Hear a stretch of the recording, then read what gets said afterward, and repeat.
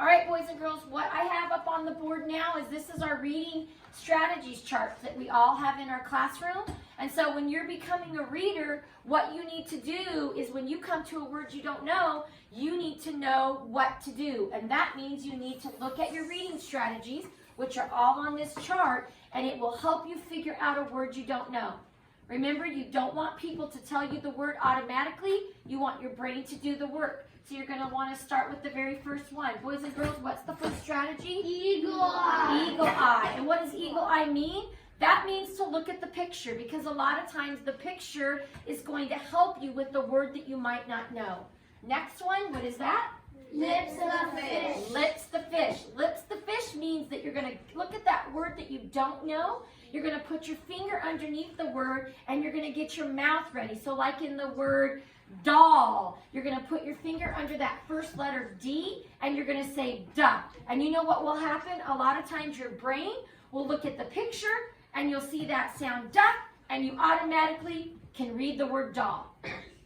Next one. Recce the Snake. Recce the Snake. That means if we come to a word we don't know, we want to stretch that word out into sounds. We want to say a beginning sound, say a middle sound, and say an end sound to get to that word. Like in the word like, we'd go l, I, k, and put all those sounds back together and you get the word like. Next, what's the next one? Chunky monkey. Chunky monkey. Chunky monkey means that if we have a big word like afternoon, we don't want to go because when you try to pull it all back together, you don't know what you said, right? So you're going to take it in chunks. You're going to go af, then the next chunk is tur, and the next chunk is noon. So afternoon. When you put it together, you're able to read afternoon. The next one is flippy dolphin. That means when you say a word like dog, but the middle sound is not the ah, the middle sound is I. You got to flip that vowel and try a different vowel sound so that you can get to the word da-ig. Next one?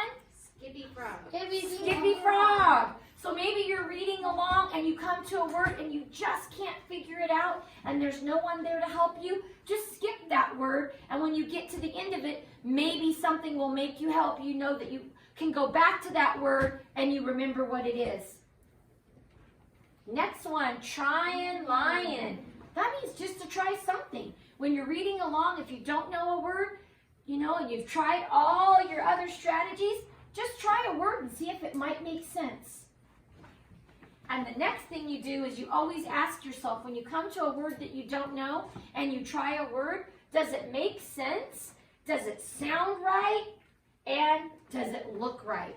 So you need to remind yourself each time you have a word that you don't know. And at the very end, if you come to a word and you just can't figure it out, you can always ask someone that's older in your house, whether that's an older sibling, a mom, a dad, an aunt and an uncle, or a grandma and grandpa. There will always be someone there to help you. And then the very first strategy that you should have learned in kindergarten that isn't actually on our board is pointer pup. Remember? Put your right finger up. You all have your own pointer pup right here. This is your reading finger, and it's really important that your brain and your eyes and your mouth match when you read. So I want you to be pointing to each word as you're reading so that you're focusing on each word as you read the word in a sentence. Okay, so remember, we always want to be using our finger. Once we get past about a level H or an I, you can drop that finger because you're reading fast enough that you're not going to need that support. But levels AA all the way through level H, we want you to be using that finger and pointing to those words. All right, good luck.